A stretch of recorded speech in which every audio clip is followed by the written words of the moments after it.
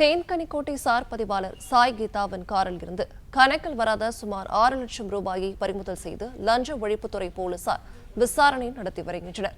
விவரங்களை வழங்குகிறார் நம்முடைய செய்தியாளர் தினேஷ். வணக்கம். இது பற்றிய கூடுதல் விவரங்கள்.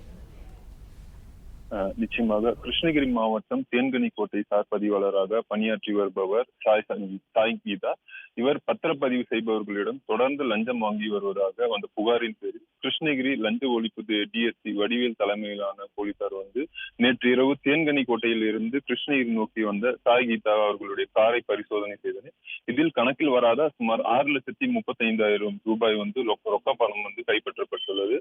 உடனடியாக கைப்பற்றிய பணத்தை லஞ்ச ஒழிப்புத்துறை போலீசார் கைப்பற்றி அவர்களிடம் விசாரணை மேற்கொண்டு வருகின்றனர்.